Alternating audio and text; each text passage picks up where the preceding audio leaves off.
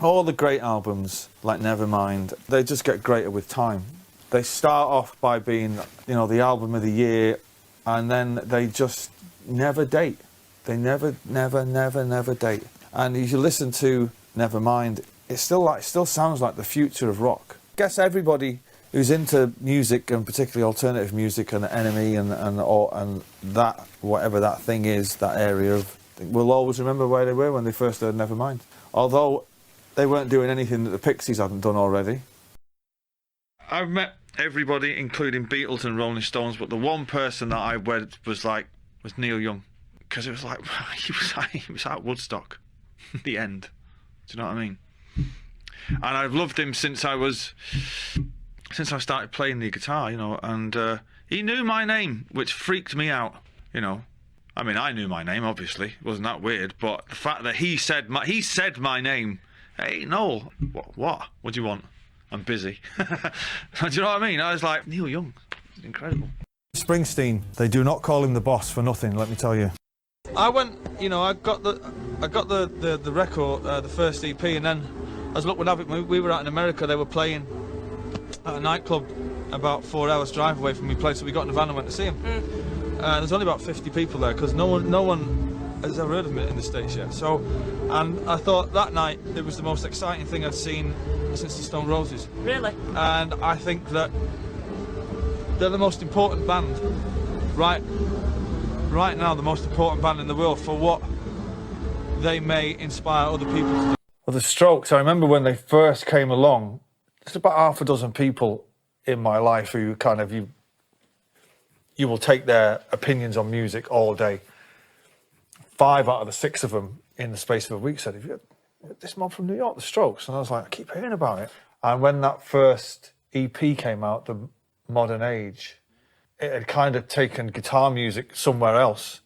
And that whole period after that, with the Libertines and Kasabian and the Arctic Monkeys, was probably the last great British period for guitar music.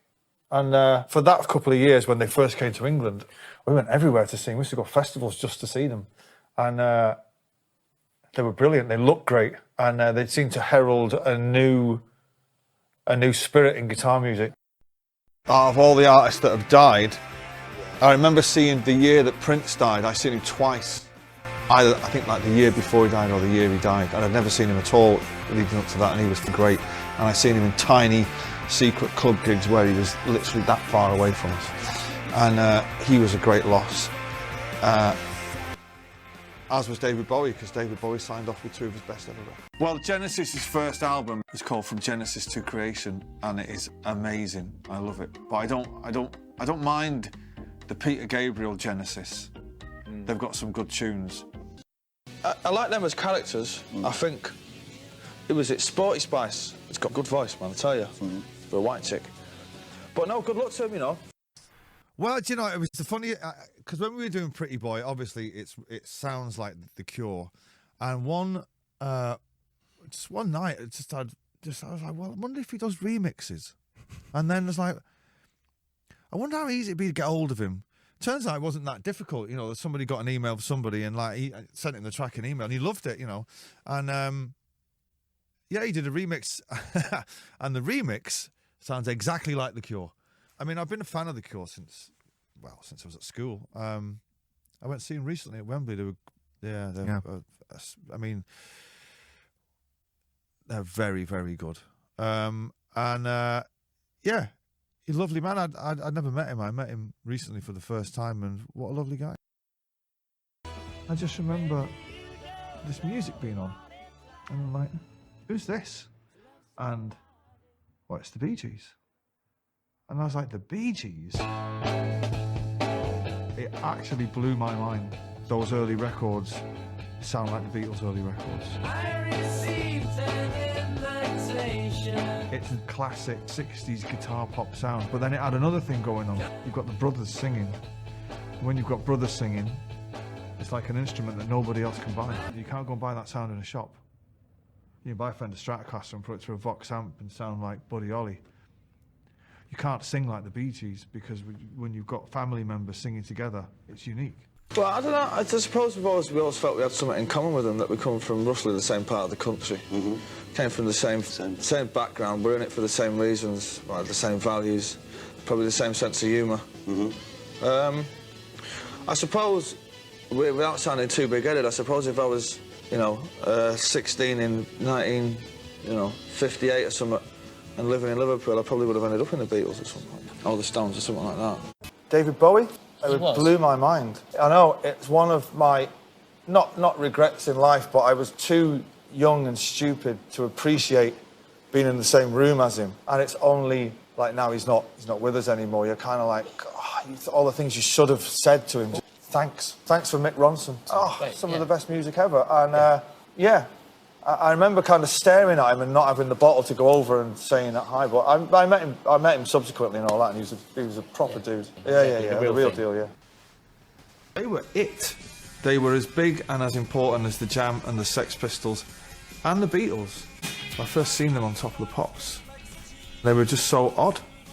Johnny Marr looked like this classic rock star. He had a big red semi-acoustic guitar and a turtleneck, and I was like, wow. And he had the Brian Jones hairdo. Yeah, Morrissey just looked like something that had never been seen before, with a hearing aid and flowers hanging out of his back pocket. They just kind of exploded, didn't they? Most things musical is strictly for the music. The going on around it, that's irrelevant to me. Morrissey was going on about poetry and vegetarianism, and Johnny was going on about the Rolling Stones and T-Rex and the Stooges, and I was like, yeah.